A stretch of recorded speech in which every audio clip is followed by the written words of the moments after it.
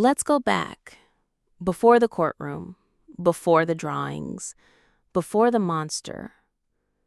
Let's go back to what looked like a perfect marriage. I met Greg at a coffee shop in college. Real original, I know. He ordered a caramel macchiato. I was behind him, and he turned around to say something charming. I don't remember what, honestly, but I laughed like it was hilarious. I was 21 and easily impressed by anyone with good hair and adult shoes. Greg had both. He also had a soft voice, the kind that made you lean in to listen, which felt intimate. He was the kind of guy who asked you questions and actually waited for the answers. He didn't interrupt. He seemed safe. That was his power, I think. He made people comfortable. My friends liked him instantly. Even my mother said, "Finally, a boy who combs his hair." I liked how he didn't drink too much at parties. I liked how he'd text me to see if I got home okay. I liked how he read books without posting about them. I did not like how he left his socks everywhere, or how he was weirdly obsessed with his own reflection when he thought I wasn't looking. But that was minor. At the time, at least. We got married 3 years later. A small ceremony, nothing fancy. I wore my mom's veil, which kept slipping to the left no matter how many pins we used. He cried when I walked down the aisle. Real tears. I remember thinking, see? He's sensitive. He's going to be a great husband, a great dad. And for a while, he was. The first year was mostly happy. Greg cooked sometimes, pasta mostly. We watched late-night movies in our living room with our legs tangled under one blanket. We joked about names for future kids. Chloe wasn't even a sparkle in our eyes yet, but the dream felt close. Then something shifted. It didn't happen overnight. That would have been too obvious. No, Greg was subtle. He started correcting me on small things. "Didn't you say we were meeting at 7? You told me 6. "I think you already told that story last week." "I didn't say that. You must have misheard." Or he'd shrug like, "I'm just trying to help you remember, babe." Or he'd laugh and kiss my forehead like I was cute and confused. It didn't feel like abuse. It felt like static. Something barely noticeable until it started piling up. He called it mental clutter. That was his phrase. "Maybe you've just got too much mental clutter. Want me to start keeping lists for you?" I didn't want that. But I didn't want to fight either. So I let him help. First, it was just grocery lists. Then he started making my appointments. Then he told my mother, without asking me, that I'd been a little forgetful lately. She laughed. "Welcome to 30. I laughed too, but inside, something itched. When Chloe was born, everything got worse and better at the same time. You know what I mean? She came early, tiny, quiet, curious. She had this little crease between her eyebrows even as a baby, like she was always thinking about something bigger than us. Greg loved her, no doubt about that. But he loved controlling the narrative of her even more. "She's just like me," he'd say to everyone, "so focused. She doesn't cry unless it matters." It wasn't true. She cried plenty. But Greg only saw what fit the version of reality he'd built. And the version of me in that reality, it wasn't flattering. He started telling people I was a little off lately, that I was struggling with sleep. He'd say it in front of me, then touch my arm like it was affectionate. Right, babe? I began to lose track of what was normal. I was tired, but so was every new mom. I did forget things, but doesn't everyone? And still, every time I said something, Greg would tilt his head like he was concerned. "Are you okay?" he'd ask gently, like he already knew I wasn't. The problem with gaslighting is that it doesn't start with fire. It starts with a flicker. And by the time you realize what's happening, the smoke's already in your lungs. One night, when Chloe was about 3, she woke up crying from a nightmare. Greg didn't even stir. I went to her room, sat on the floor beside her little bed, and rubbed her back. She clutched her bunny so hard its stitched eye popped off.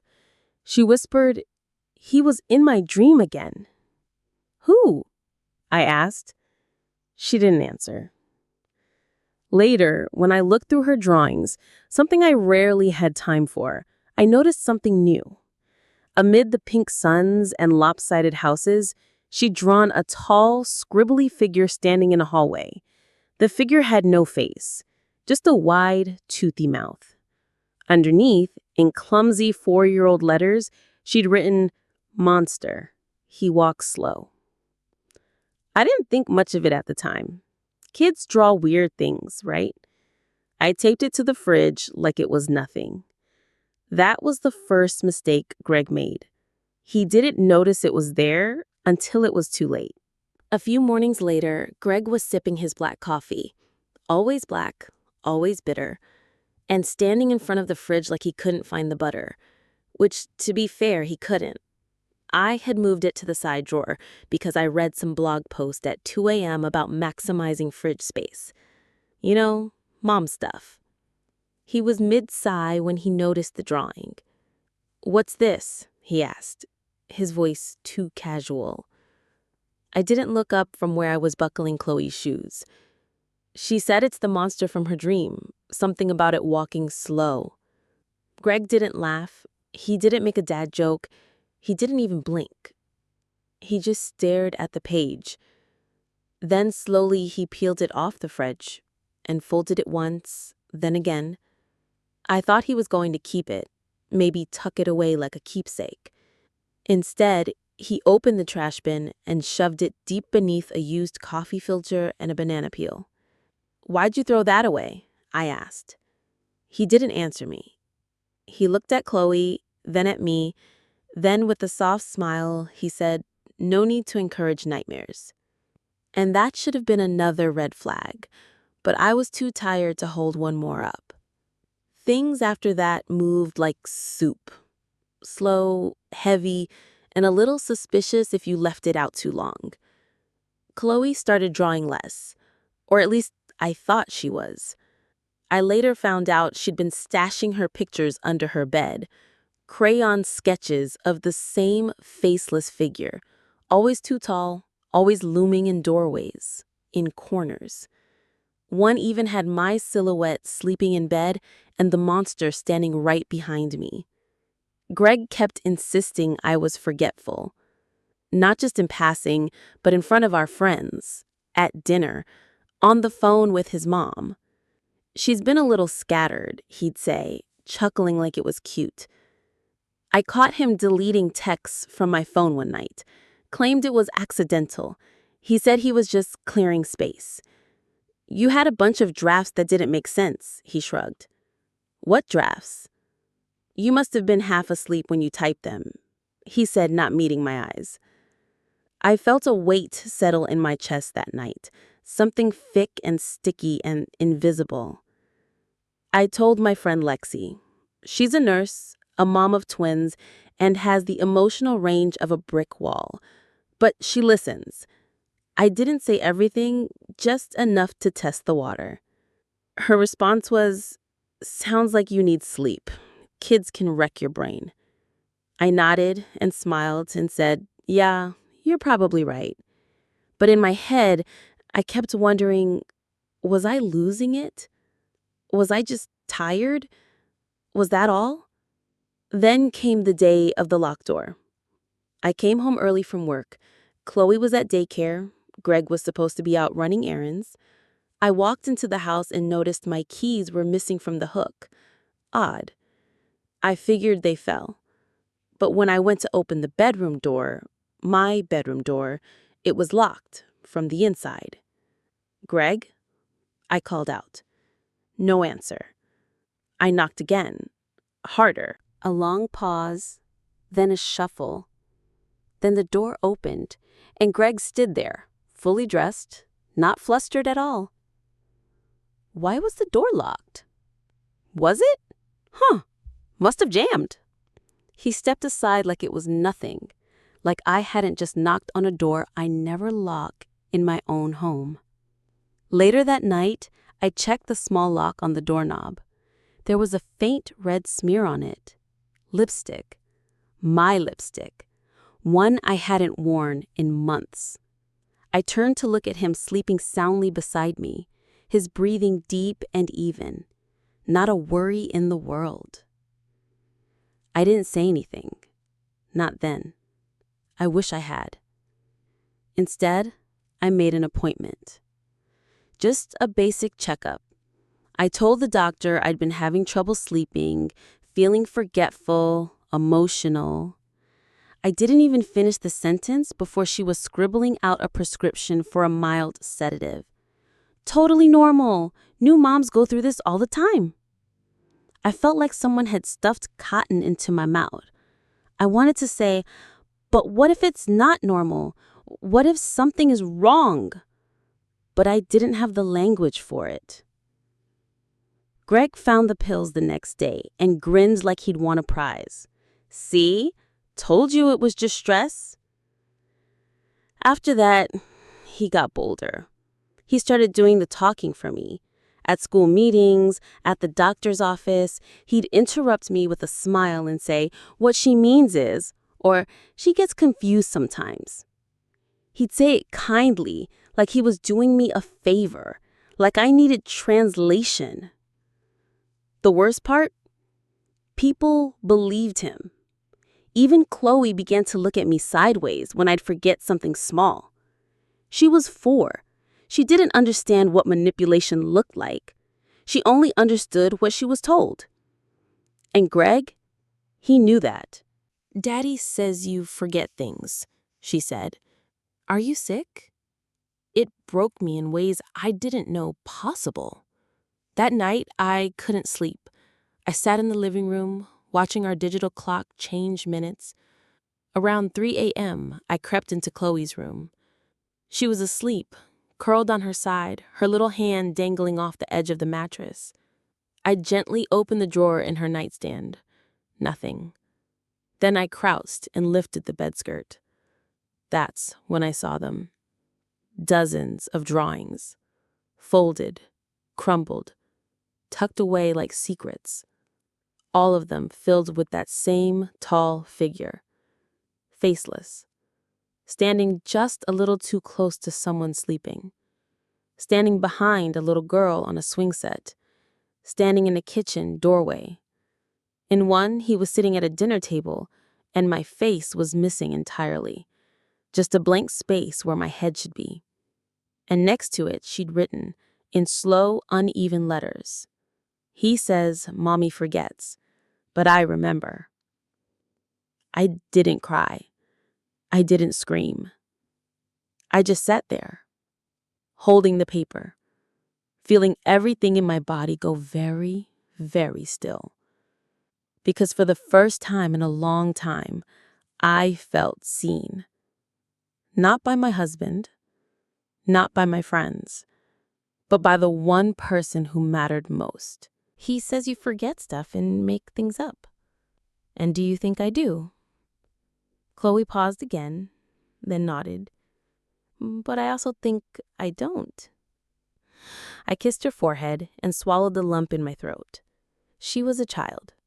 She didn't have the words for manipulation, but she had instinct, and that instinct was clawing at the truth. Later that night, Greg sat beside me on the couch. His arm brushed mine. "That went well," he said. I nodded, staring at the TV. It wasn't even on. "You've been doing better lately," he added, voice dipped in faux concern. "Maybe those pills are helping." I didn't answer. "I talked to someone. A psychiatrist. I think it might help you to talk to him too. Just a consultation. There it was. The trap.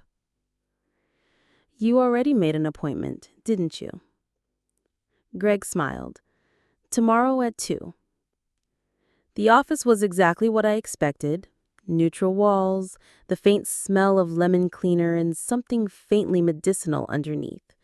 A potted plant that had definitely been fake for at least 6 years.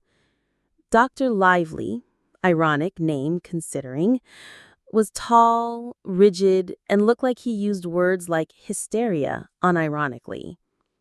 He barely made eye contact, just clicked his pen and gestured toward the beige chair.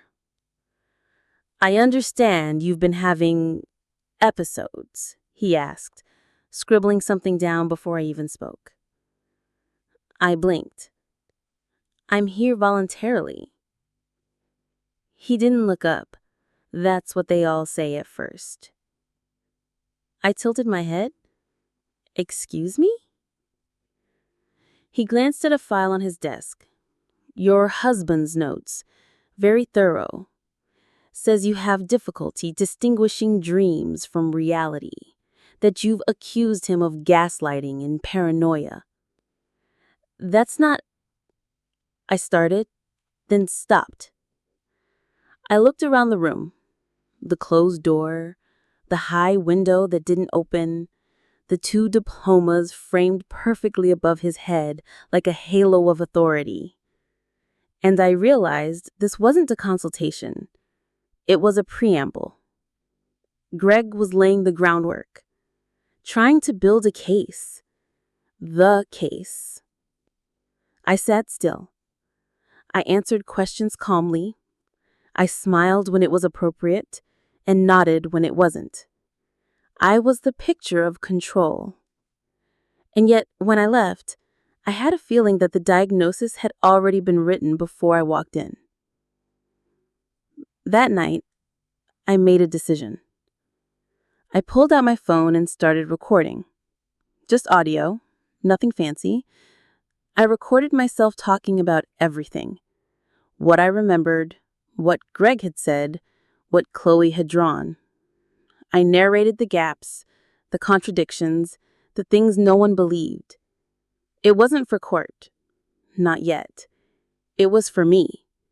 To prove to myself that I wasn't crazy. The next morning, I left the house early and took Chloe with me. Just a walk. Just us. We stopped by the park. She played on the swings and I sat there, holding her old drawings in a folder on my lap. There was one in particular I kept going back to. The one with the dinner table. My body at the end, faceless, a shadow behind me. And next to it, scrawled in orange crayon, Mommy, he says you're not real anymore. That was when I realized Greg wasn't trying to win. He was trying to erase me.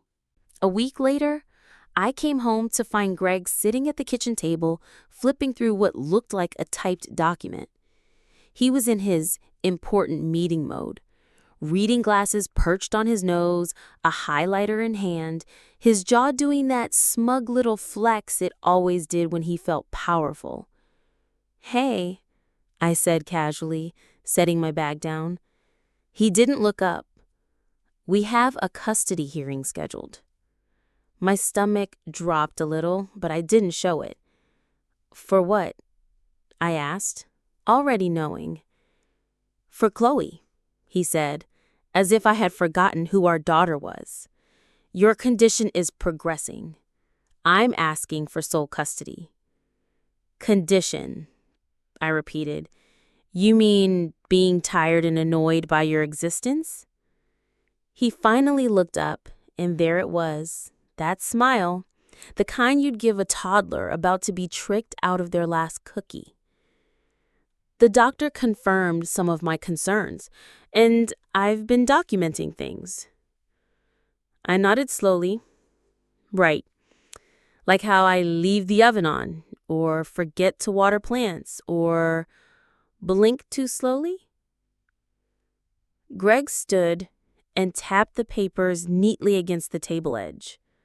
Look, I didn't want to do this, but Chloe needs stability, not someone who hides in closets crying or forgets where she parked. That last bit, true. I had forgotten once where I parked at Target. Spent 20 minutes in the wrong row, but that didn't make me unstable. It made me human. Still, his voice was calm. His logic was built like IKEA furniture, flimsy but convincing if you squint. The papers in his hands weren't just documentation. They were his script, and I was the unreliable narrator he'd written for the audience. "Let's not make this uglier than it has to be," he added. "If you agree to supervise visitation, I won't push for more." I stared at him. For a moment, I wondered if he actually believed his own performance, if deep down he'd swallowed so much of his own story that he couldn't taste the lie anymore. "Greg," I said quietly, "you might want to practice your fake concern. The judge will see right through you." He raised an eyebrow, amused. "Well, The courtroom was a week away. I called a lawyer. Her name was Danielle, and she sounded like she didn't have time for anyone's nonsense. Perfect. When I told her everything, yes, everything, there was a long pause on the phone. Then she said, "You need to collect every drawing your daughter's ever made." "I have most of them, but why?" "Because a child's truth doesn't lie in statements. It lies in crayons."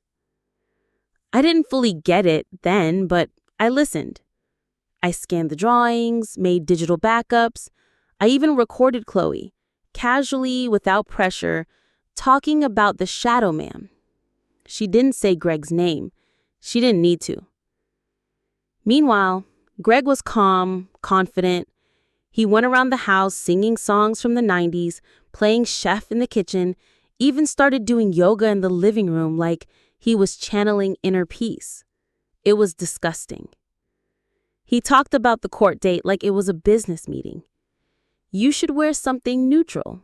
You don't want to look too emotional. Judges hate that." I didn't respond. The night before the hearing, I found Chloe awake in her bed. She was coloring with a flashlight under the blanket.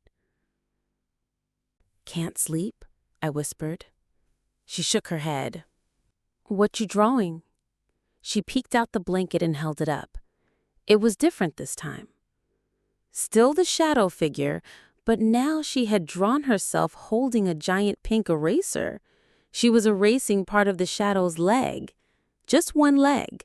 The rest of him stood untouched. "He doesn't like when I draw him," she said, "but I drew this anyway." I kissed her forehead.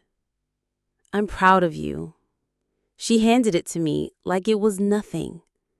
But it wasn't nothing. It was a key. The next day in court was surreal. The judge was a woman named McConnell. Stern face, short hair, and eyes that looked like they'd seen 1,000 versions of the same lie. Greg was in full performance mode. Tailored suit, concerned expression, a tone so gentle you'd think he was running for PTA president. He started slow, talked about my decline, my emotional instability, the episodes. He quoted Dr. Lively, cited my own words from therapy, talked about my confused behavior, how I had trouble tracking details, and how that put Chloe at risk. Danielle sat beside me, tapping her pen lightly, rhythmically, like a war drum in soft motion. When it was our turn, Danielle stood up and said, "We'd like to submit something." She handed the judge a folder. Inside, copies of Chloe's drawings, dozens of them. The courtroom got very quiet. The judge flipped through them slowly, her expression unreadable. She paused at one, the dinner table drawing, and narrowed her eyes. Danielle cleared her throat. Your Honor, these were drawn independently by the child, without prompting. Each one features a tall, faceless figure she calls the Shadow. She places this figure in positions of control, near her bed, behind her mother, at the dinner table. We believe these images express emotional trauma. Greg stood up, trying to sound composed. Your Honor, children draw monsters all the time. That doesn't mean anything. Judge McConnell didn't look at him. She kept staring at one picture in particular. Then she spoke. Ms. Daniels, can I ask what this drawing says in the corner? Danielle smiled. Perhaps it would be better to ask the artist herself. That's when Chloe was invited in. She walked in slowly, holding her bunny by the ear. She looked tiny under the high ceiling.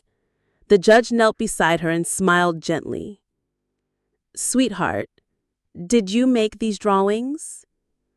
Chloe nodded. And can you tell me who this is? She held up the image. Chloe tilted her head and said, softly but clearly, that's the monster who pretends to be nice. And what's his name? Chloe blinked, looked at Greg, then looked away. She whispered, that's Daddy when he takes Mommy's voice. And just like that, the temperature in the room changed. Greg opened his mouth, closed it again. The judge stood, cleared her throat, and said, that will be enough for now. And suddenly, the man who had been winning for so long, he was no longer the one holding the pen. I don't remember walking out of the courtroom. Not really. I remember sounds, a rustling of paper, a bailiff's shoes squeaking across the tile, someone coughing behind us. But the images blur together like watercolors bleeding through wet paper. Chloe held my hand tightly the whole time. Greg was somewhere behind us, talking to his lawyer in hushed, frustrated tones. I didn't look back. Danielle leaned toward me as we exited and whispered, that drawing did more damage to him than 10 depositions ever could. Outside, the sun felt too bright, like someone had forgotten to dim it for dramatic effect. My brain was still adjusting to the idea that, for once, I wasn't the one being doubted. I wasn't the one on trial. Greg's house of cards had caught a breeze and come down fast. But it wasn't over. Not yet. There were still custody terms to finalize, still evaluations. But the judge's face had told me what I needed to know. She'd seen something true in Chloe's little world of crayons and shadows. We drove home quietly. Chloe stared out the window, humming a tune I didn't recognize. At a red light, I asked, "What are you singing, Bug?" She shrugged. "It's a song I made up. It's about the monster going to sleep." I nodded, blinking back a sudden sting in my eyes. Sounds like a good song. At home, I let her nap while I sifted through the wreckage Greg had left behind. Mail I never saw, medical bills with my name on them but his contact info, an unopened letter from the school nurse about Chloe's anxiety. He'd hid everything that didn't fit his narrative. He wanted me disoriented, dependent. I found my wedding photo album tucked behind a stack of old board games. Greg had removed all the pictures of me. Every single one. The photos weren't missing, just cut out. Carefully. With precision. My face removed from every memory like I'd been redacted. I sat on the living room floor staring at the hollow frames. And I laughed. Not because it was funny, but because it was so Greg, so methodical, so quietly cruel.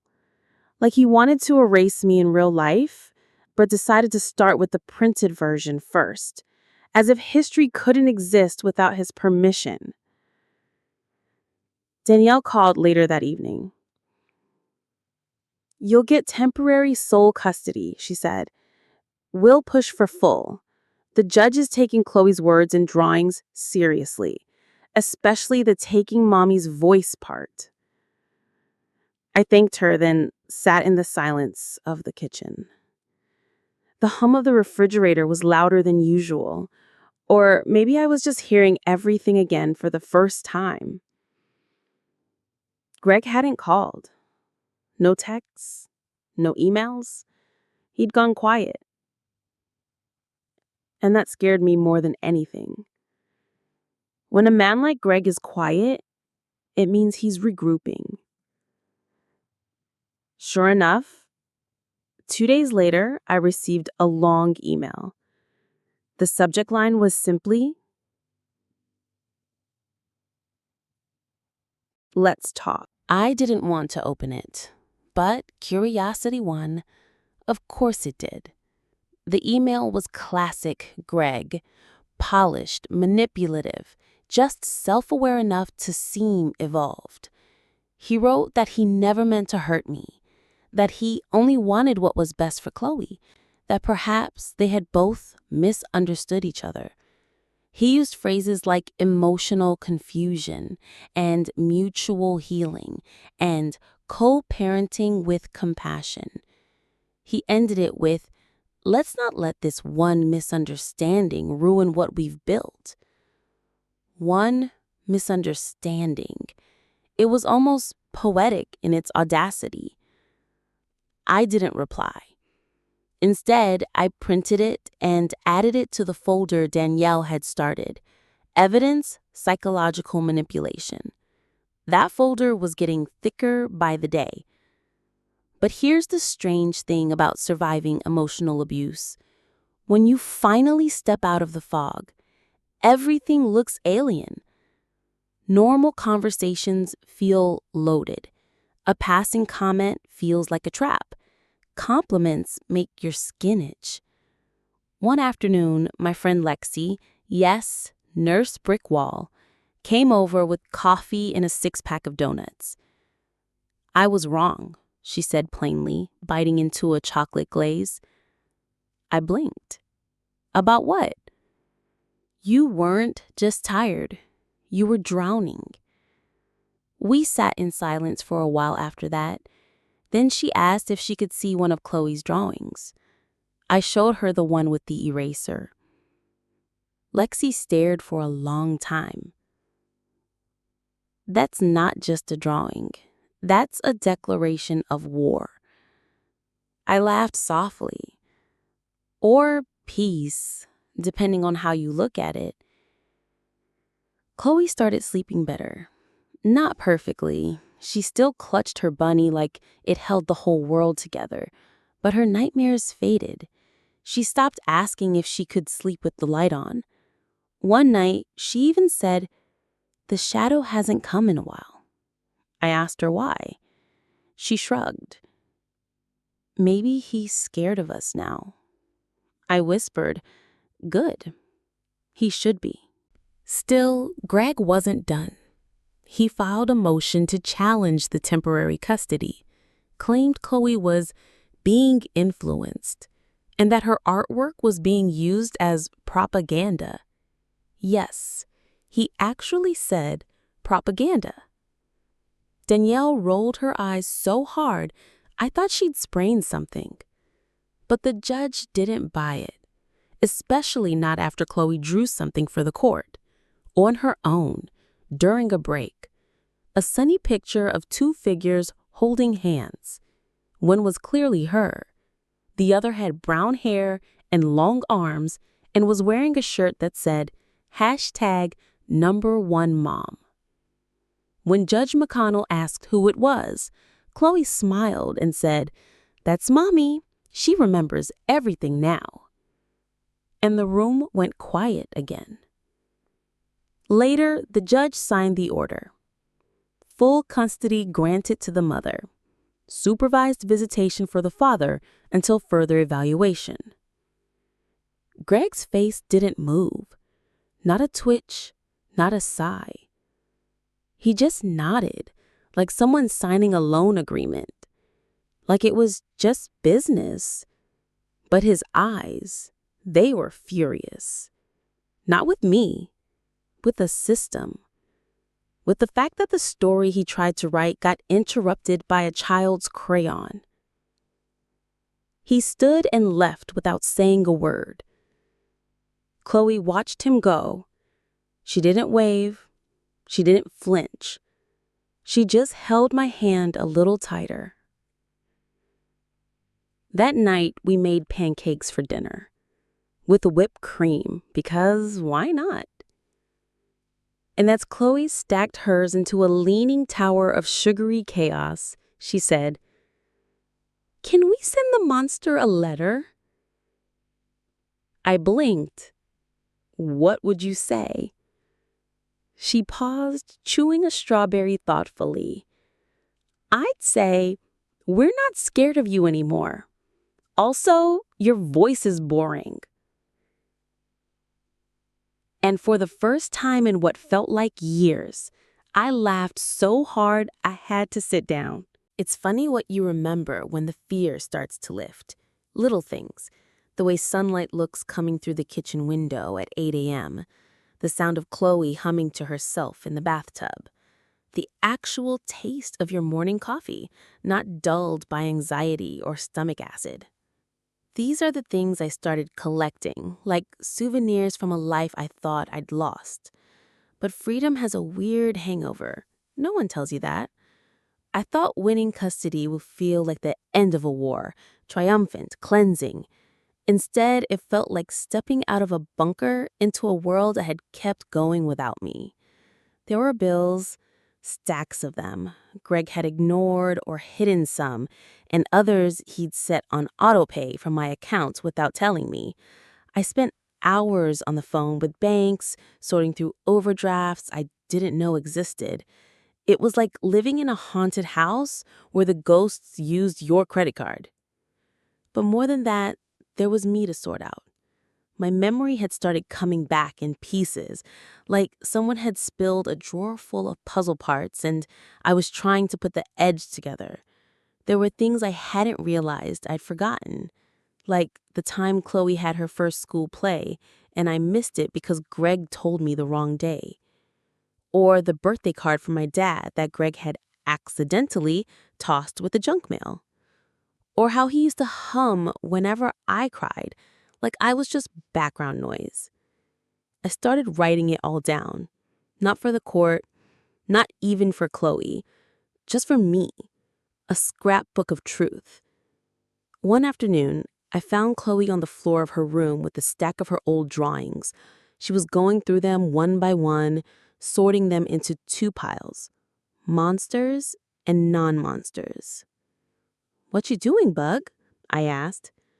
"Making a before and after." "Before and after what?" She didn't look up. Before the quiet, after the quiet.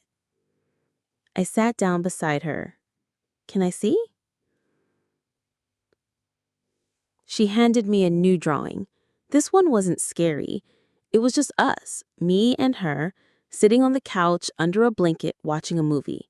No shadows, no monsters, just popcorn. "I like this one," I said.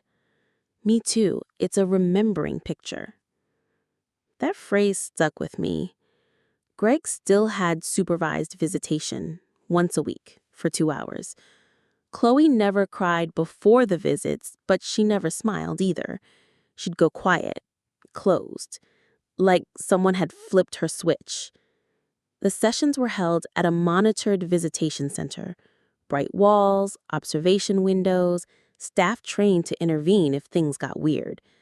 I stayed in the car during those 2 hours, gripping my coffee like it was a life preserver. Sometimes I imagined bursting in there, flipping a table, screaming, "She's a child, not a prop." But I didn't. I played by the rules. I needed to, for Chloe. One day, she came out holding a new drawing. I braced. She slid into the back seat and said, "He wanted to draw with me." "Oh?"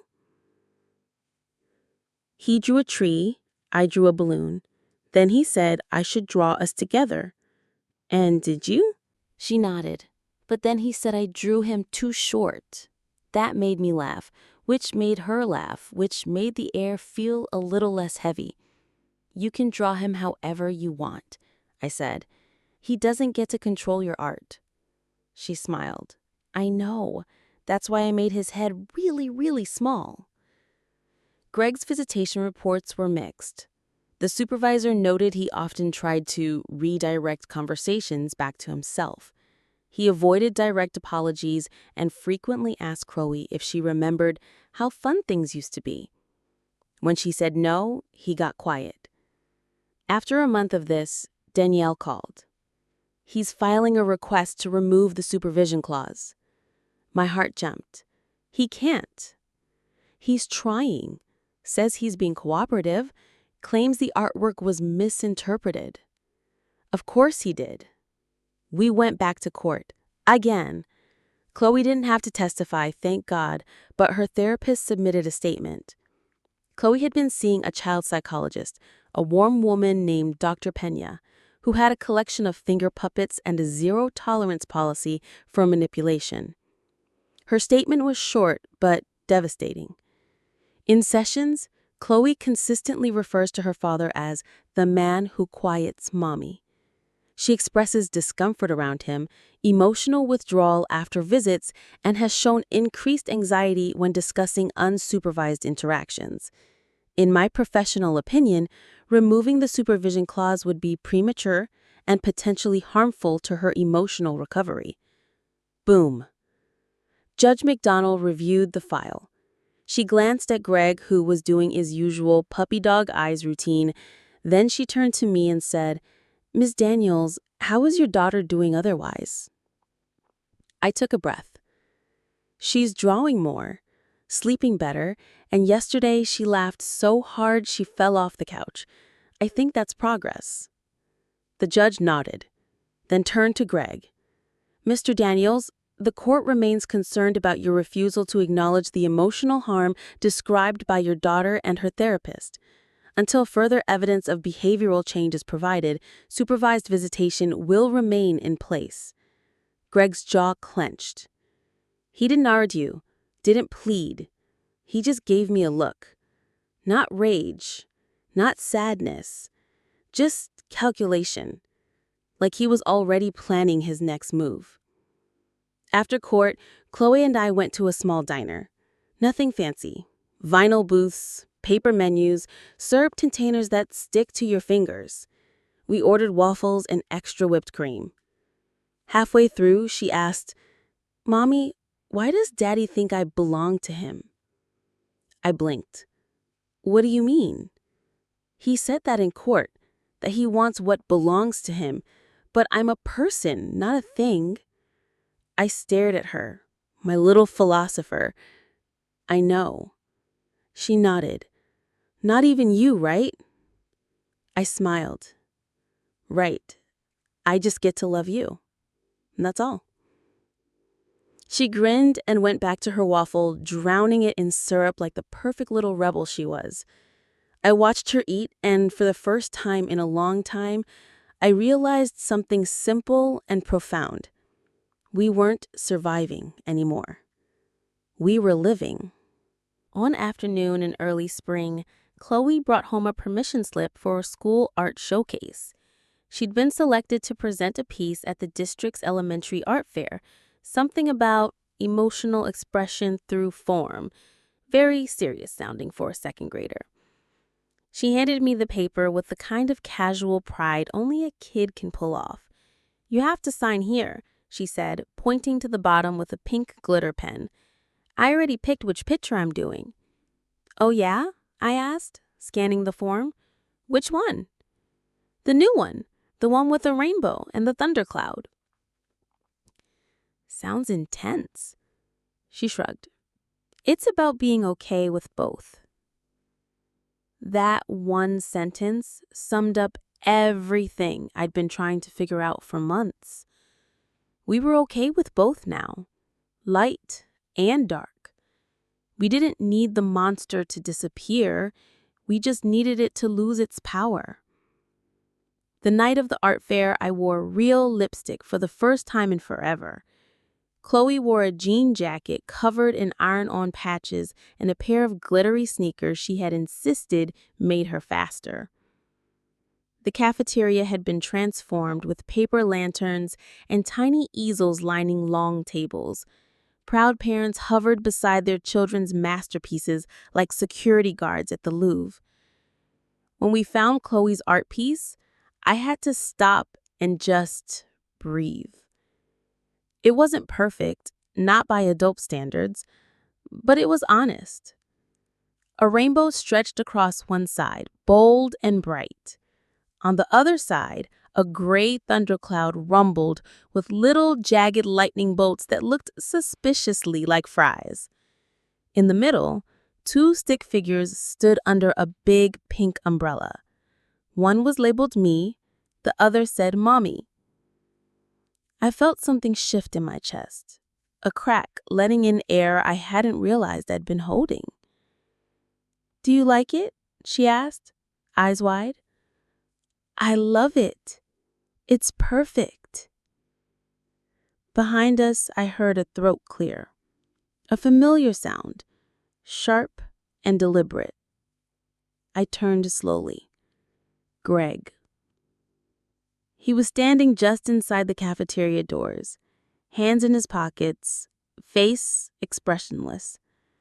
I hadn't seen him in over 2 months, not since the last supervised visit where Chloe refused to speak more than 5 words. He wasn't supposed to be here. He gave a small wave like we were acquaintances at a work conference. I stepped slightly in front of Chloe without thinking. Instinct, pure and simple. "Mommy," she whispered, tugging my sleeve, "can I go show my friend Ellie?" I nodded. "Stick with her, okay?" She took off before I finished speaking. Greg approached, slowly, measured, like someone who thinks they still have the upper hand. "I just wanted to see her work," he said softly. "You're not on the contact list," I replied. He smiled. "It's a public event." I sighed. "And you just happened to find out about it." He didn't respond. Instead, he looked at the artwork, head tilted. "She always did like storms," he said, like it meant something profound. I stayed quiet. Then he added, "You've turned her against me." There it was, the old script. Same font, different line. "No," I said, "you did that all by yourself." He frowned. "She's just a kid. She doesn't understand what happened." "She understands more than you think." He opened his mouth again, probably to deliver another one of his reasonable man monologues, but I held up a hand. "You can talk to your lawyer if you have an issue. I'm not doing this here, not around her." For a second, just a flicker, I saw something I hadn't seen in him in a long time. Uncertainty. Not fear, not regret, but genuine confusion. As if the puppet strings he'd been pulling for years had finally snapped, and he had no idea how to move without them. I turned and walked away. Chloe was at the snack table, eating a cookie like it owed her money. "Ellie's mom said my art made her cry," she said proudly, powdered sugar on her chin. She's not the only one. That night, as I tucked her into bed, Chloe looked up at me and said, "He looked smaller tonight." "Who?" "Daddy." "Smaller how?" "Like he didn't have his big voice on anymore." I smoothed her blanket. "Your voice is bigger now."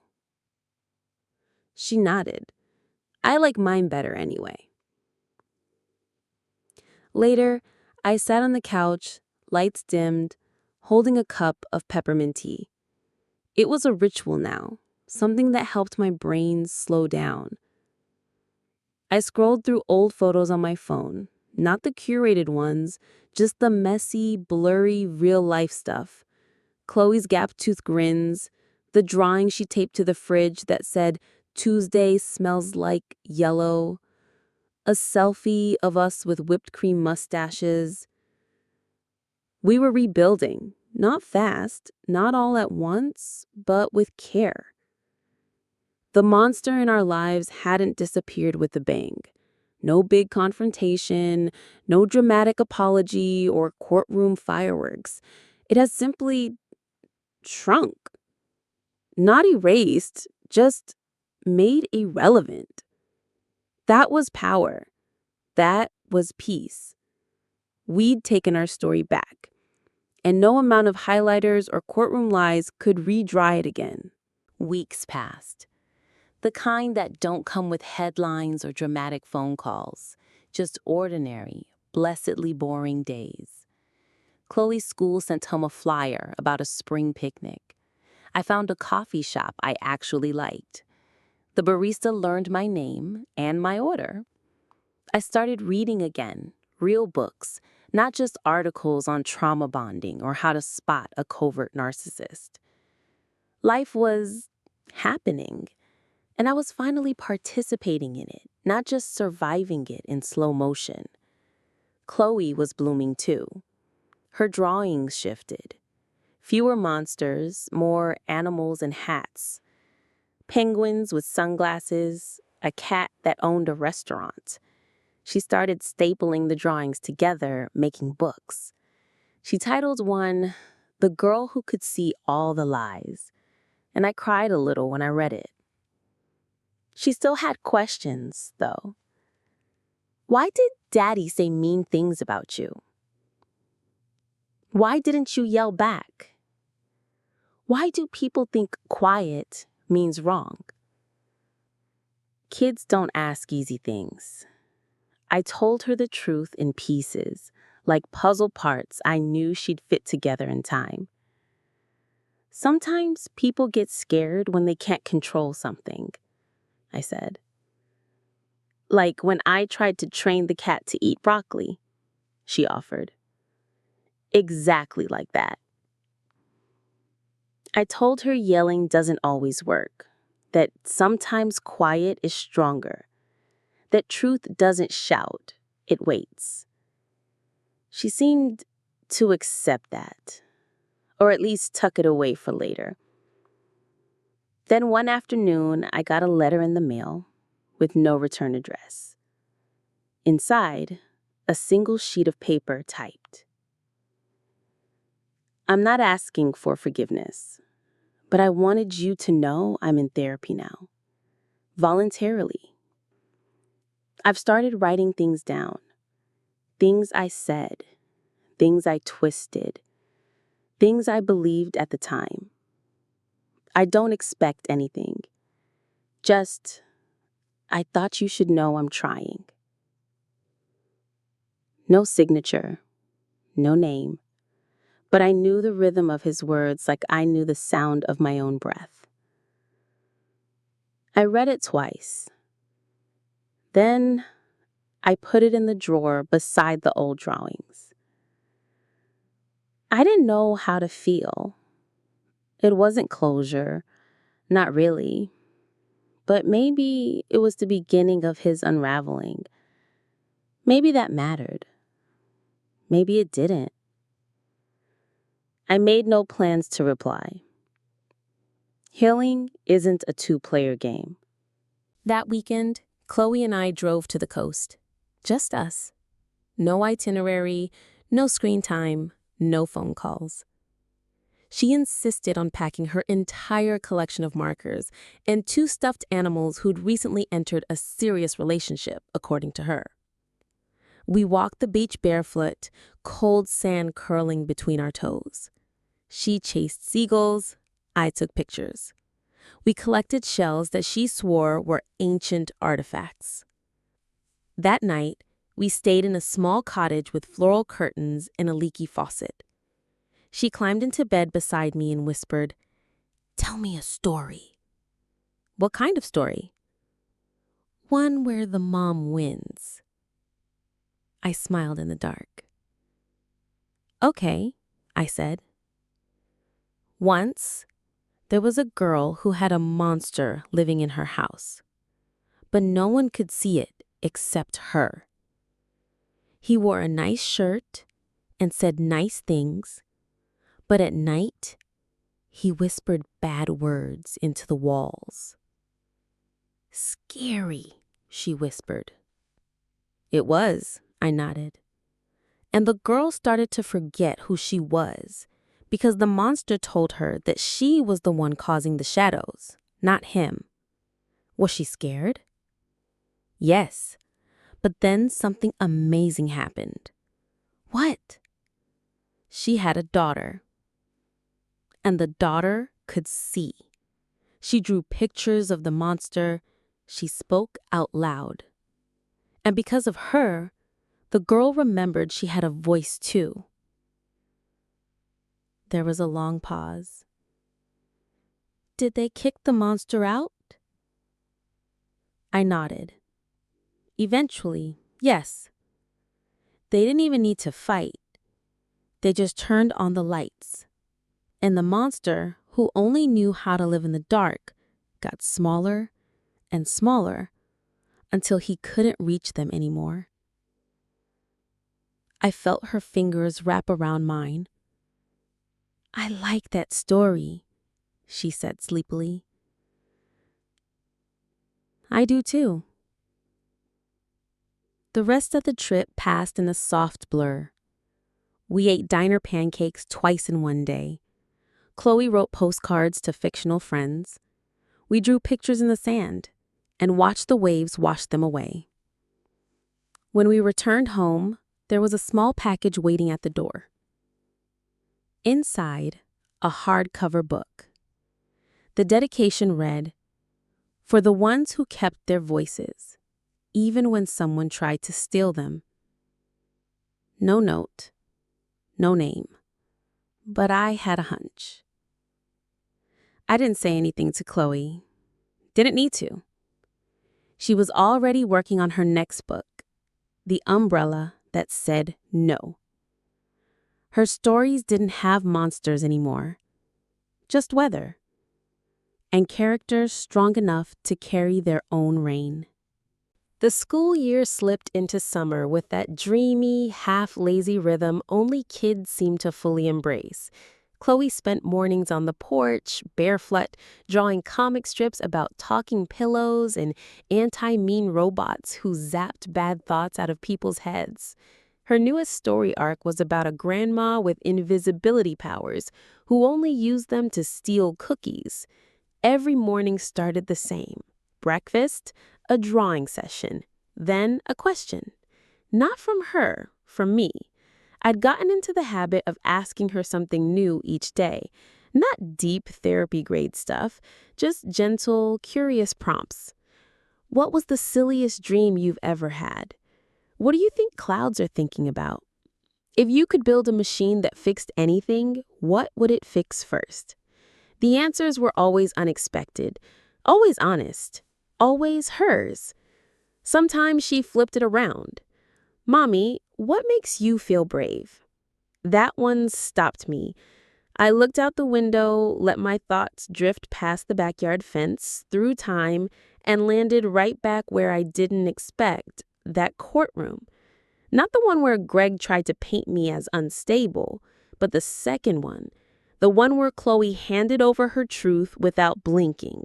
The one where crayons were more powerful than cross-examinations. I finally answered, "You. You make me feel brave." She beamed, then went right back to gluing googly eyes onto a cardboard shoe. Later that week, Danielle called. She said, "I have some news." "Oh no," I said. "Court news or good news?"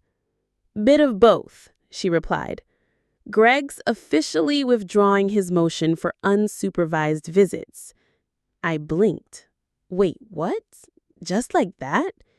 He didn't give a reason, just filed the paperwork. It's final, no contest. I didn't say anything. My brain didn't know where to file that. Part relief, part suspicion, part emptiness. Danielle softened. Sometimes even manipulators run out of rope. I hung up and stared at the ceiling for a while. Then, out loud, I said, huh. Because that's all it was. Not a celebration, not closure, just a door swinging closed with a quiet click. When Chloe came home that afternoon, I told her as simply as I could, you don't have to do supervised visits anymore. Her face didn't change. She nodded once and said, okay, can we have spaghetti tonight? And just like that, it was done. We had spaghetti, lots of it, garlic bread too. We lit a candle in the middle of the table just for fun. Chloe declared it fancy chaos. After dinner, I cleaned the dishes while she sang a made-up song in the living room. Something about dancing frogs and pancakes that fight crime. I found myself smiling more than usual. Not just with my mouth, but with my body. You know that feeling? When your shoulders stop hunching, when your stomach stops twisting, when the air stops feeling like it's plotting against you? That night, I opened my closet and pulled out a box I hadn't touched in nearly a year.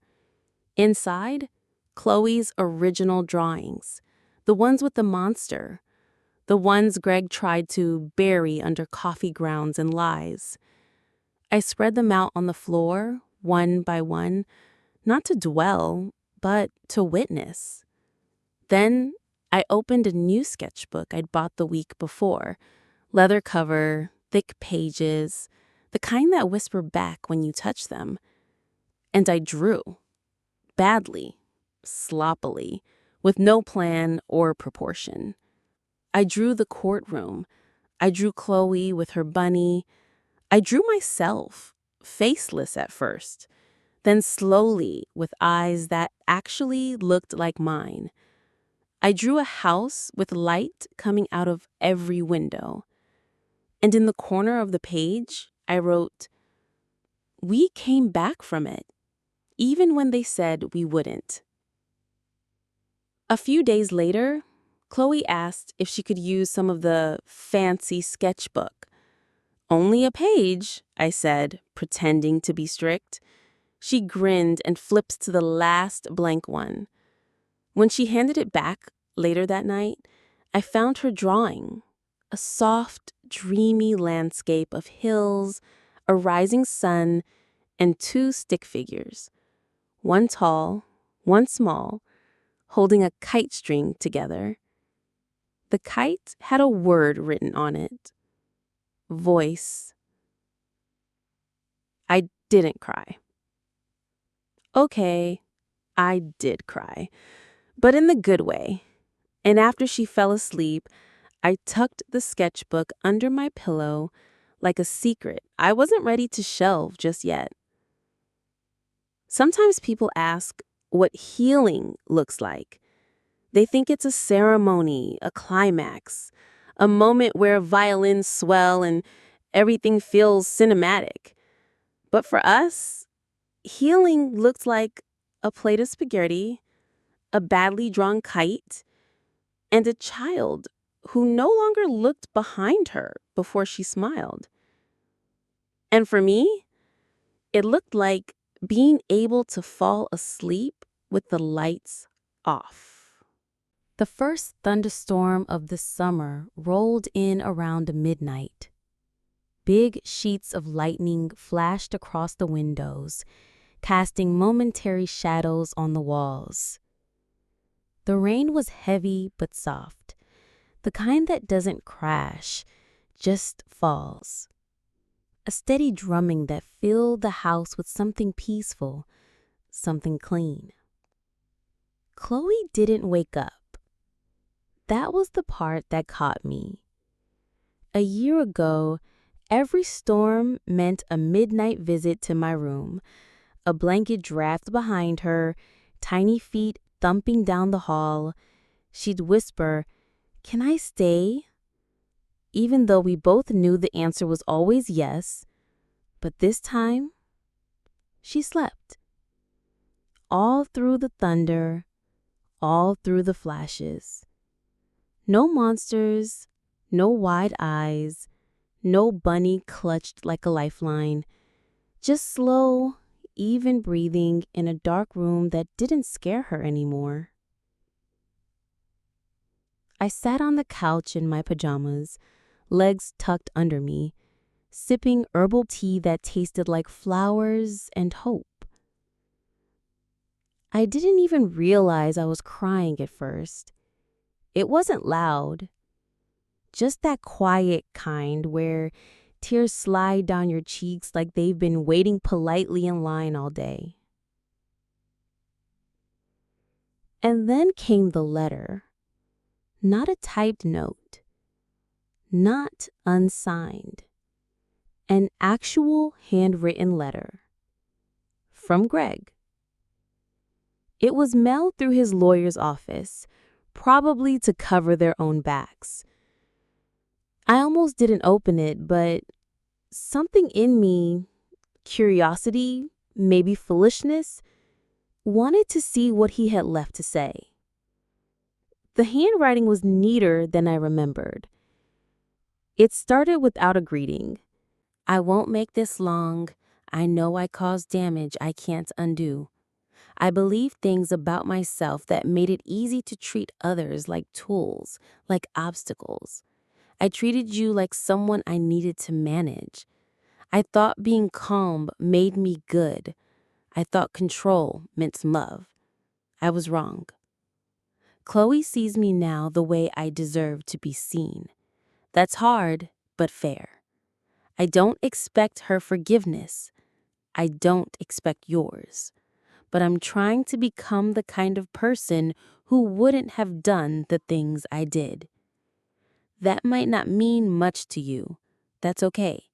This letter isn't for repair. It's just a receipt. A way to say, I see it now." There was no signature, just the initial G.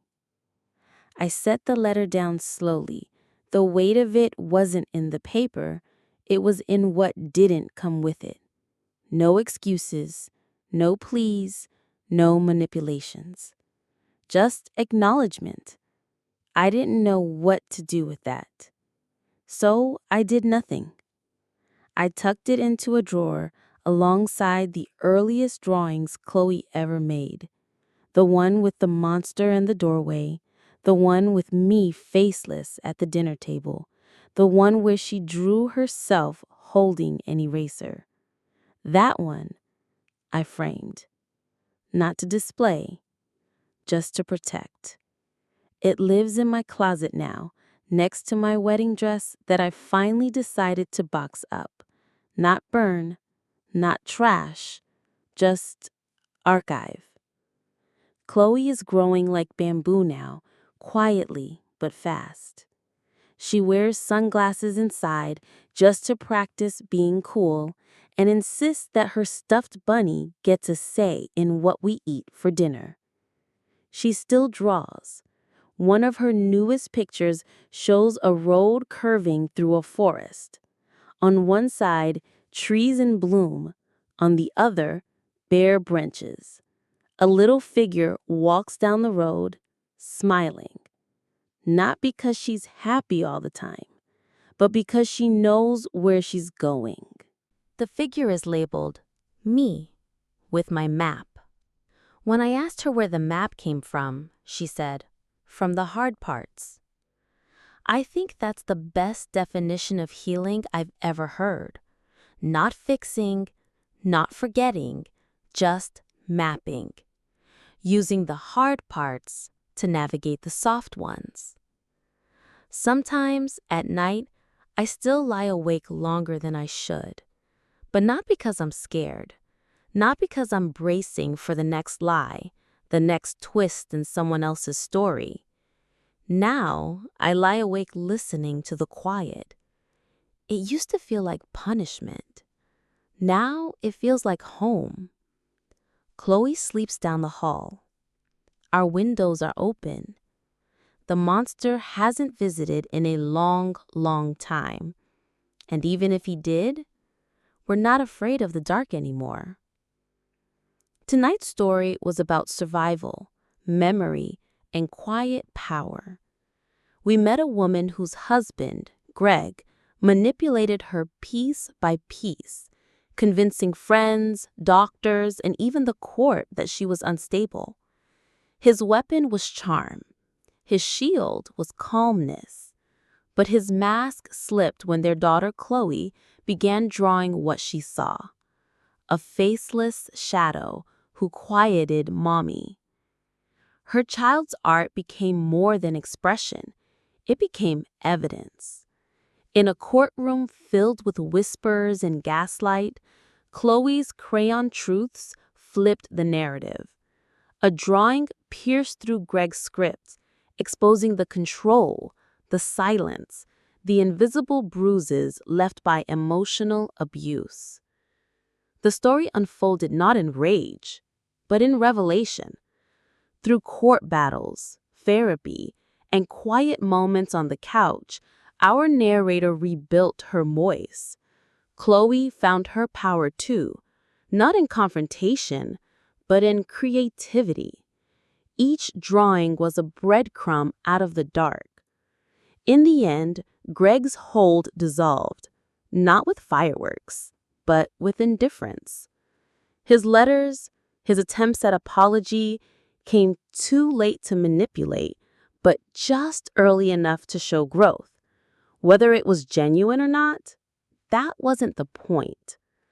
The point was, the mother and daughter no longer lived in fear. They lived in light. With framed drawings, silly songs, and waffles for dinner. Their house had cracks, yes, but it also had warmth, laughter, and open windows. Because sometimes the scariest monsters aren't the ones in nightmares. They're the ones who whisper you out of yourself. And sometimes the bravest thing you can do is whisper back, I see you.